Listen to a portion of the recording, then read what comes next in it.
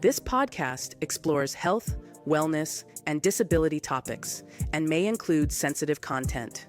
Views expressed are personal and for general information only, not professional advice. Please seek guidance from qualified professionals as needed.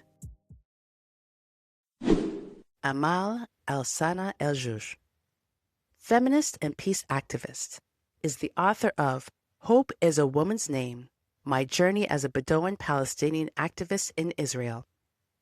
Amal is a Bedouin Palestinian woman with dark olive skin tone. In her headshot, she is wearing a red headscarf and a charcoal gray shirt layered with a black camisole. Her strong, beautiful smile is complemented by a lip color in a similar shade of red. She is also wearing a silver necklace with a pendant that hangs mid-length. It's longer. Elsana Alh'jooj. Alh'jooj. Yeah, but if you want, like, say just Elsana, that's my part. Elsana? It's Elsana. Elsana. Yes. Amal Elsana. Yes. And your book is called Hope? Hope is a woman name. Hope is a woman.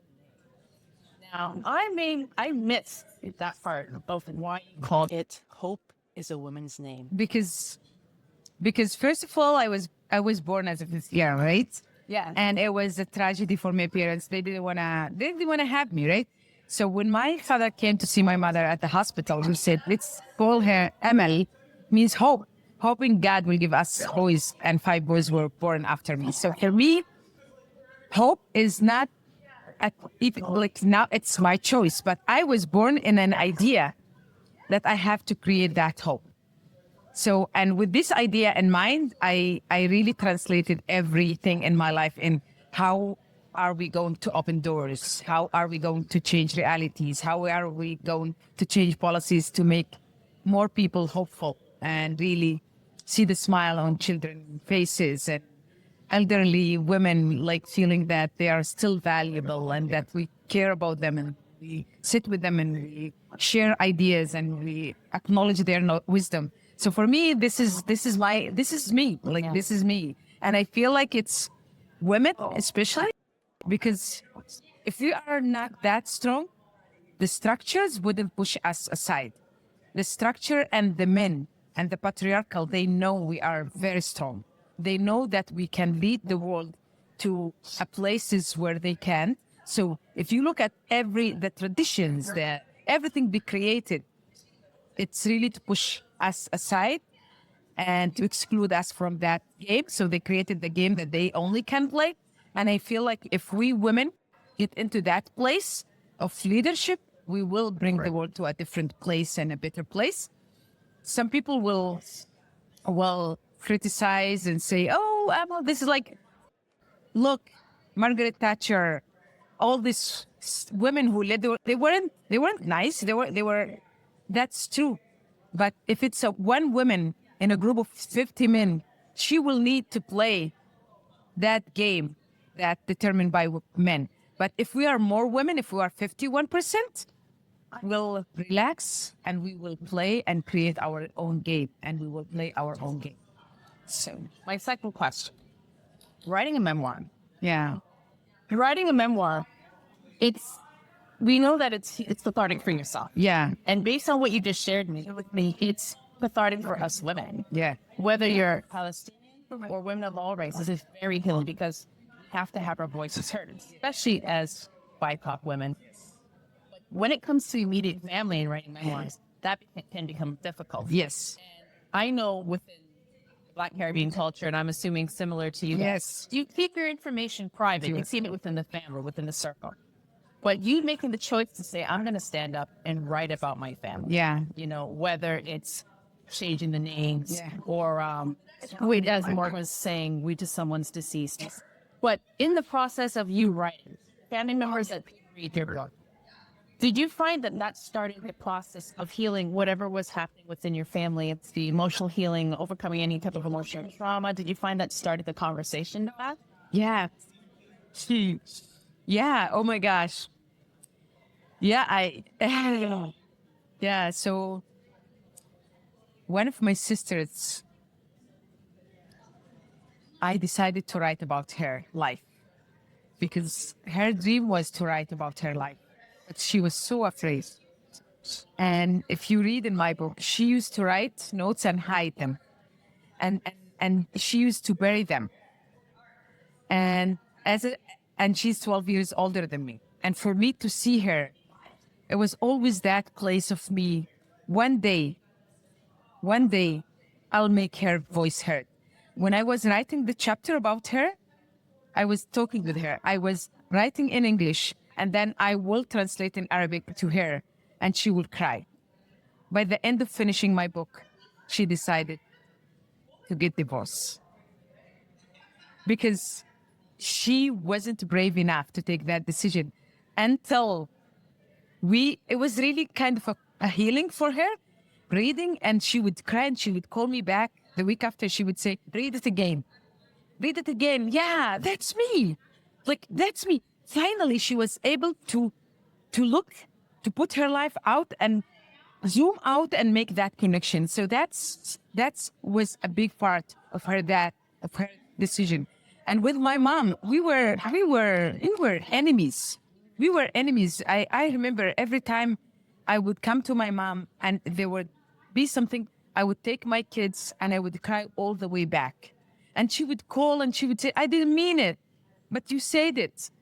So it's really, and now we are and she would say to my brothers, I wrote the book with her because I used to consult with her. I wrote the book with her.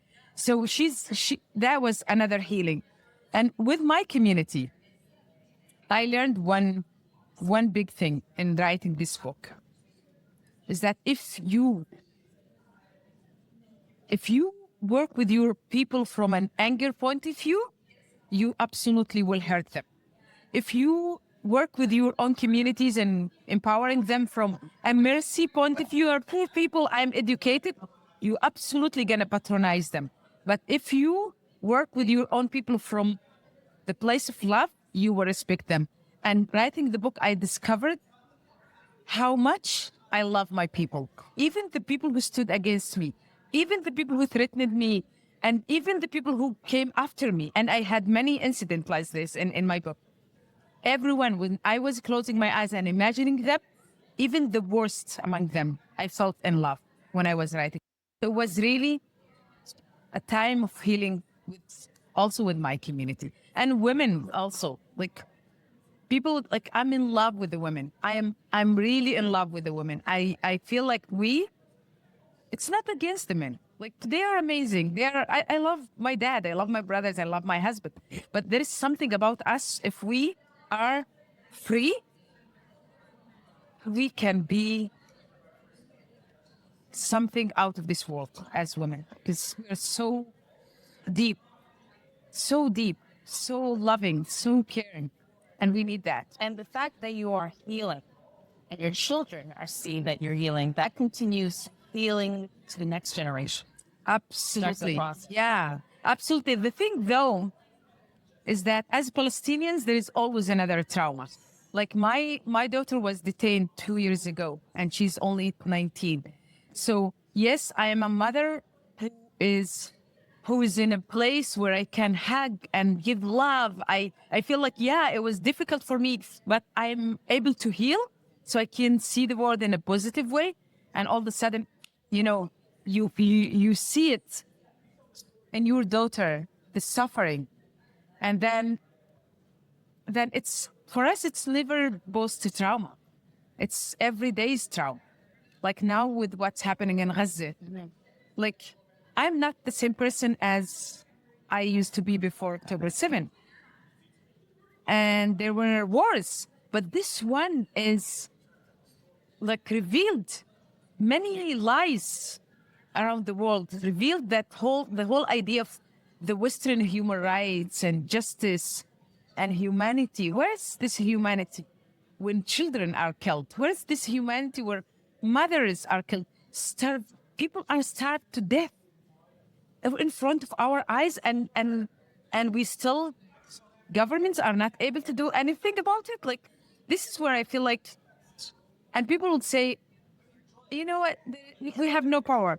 Imagine millions are working together in one day. Imagine, we will change the world. It's just for us to believe that you, me, and her, we can do it together. It's not, yes, myself walking by myself, it wouldn't change much. But if everyone, instead of saying I can't do anything by myself, we all come together, we can do it. And I remember the first demonstrations as a girl in my community where, it's not acceptable for a girl to lead the demonstration. And I remember the microphones used to be the big ones that you carry in your shoulder. Yeah, the phone ones. And I used to walk by myself between the houses and chanting. And my mom would she's crazy. And I will tell you, Dad, I will tell you. And I would walk. After 5-10 minutes, the kids will start running because they will join me. And then after half an hour with the chanting, some women would leave and come join me. So yes, people need someone. And people are ready to act if the doors are open. And we need that person that will open the door and keep it open, not open the door and then it's locked when we out. So we are out of the space. We are out of that game.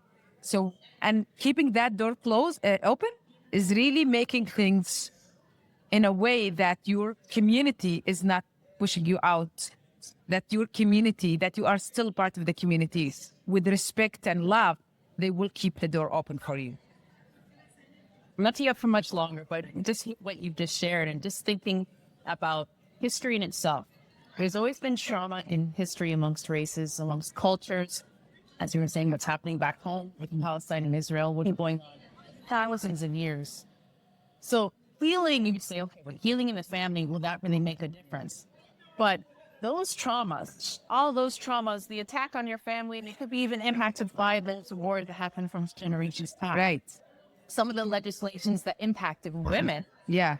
from the Palestinian community, whether it's Israeli community, African communities, it impacted us.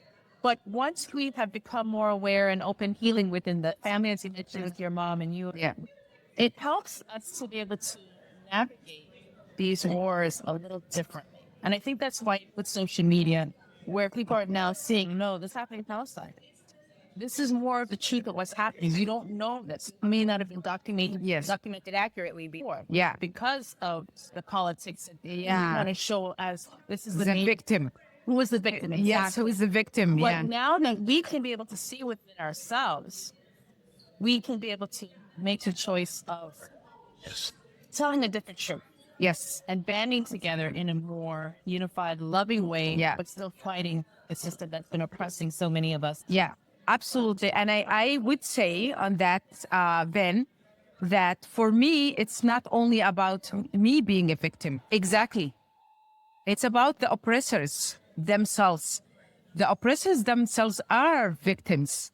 And if they are not liberated from that place, they will always oppress others. So for us, part of healing is how to approach the oppressors. Because we can liberate ourselves, but who's going to liberate them? And my son would say, Mom, you don't have the responsibility to heal them. Yeah, I do have the responsibility to heal them. So this is why in that whole, situation, I am always talking with Jewish people. I am always open with big hearts because for them, it wasn't easy. What wasn't only the story of, their people, it's the story of how they wanted to keep them as the ultimate victims. After the Holocaust, they should have been gone through a healing process. But instead, what they are going through is to remind them every day of that thing. And not only telling them so they can heal, it's telling them so they can stay there because they tell them they are coming after you. They are coming after you. They are coming after you. And I see it. I am fluent in Hebrew. I lived my life in Israel. I have many Jewish friends.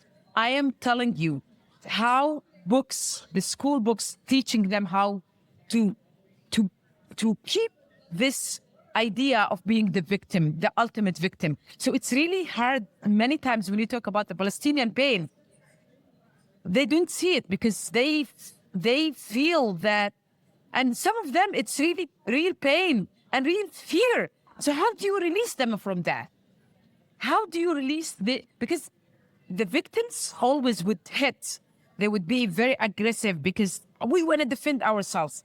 So if they are leaving that place and healing from this victimization, we will be in a different place. So I do feel as a woman, and I think it's only women, we women can really understand that it's not only about my liberation, it's about the oppressor's liberation, that we both liberate ourselves from that place, right?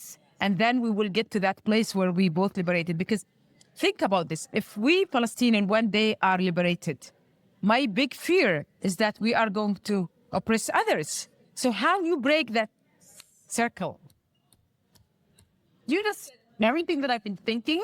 Wow. Look, and that is the exact same thing. Avoiding repeating history. Exactly. Understanding all aspects of trauma. Yeah. And against the oppressors is like to avoid us from repeating the same history. Understanding from both lens. Yeah. Healing together. Right. Yeah, absolutely. Absolutely. And we will repeat the history as long as we maintain some traumas to package them and do something with them there. It's crazy. It's crazy. And it's our responsibility. I tell my people all the time, the real liberation is not the land, it's the mindset. You can live wherever you want. If you feel that you are the ultimate victim, you will never be able to act and see others because you are so into yourself. Thank you, Amal. Thank you.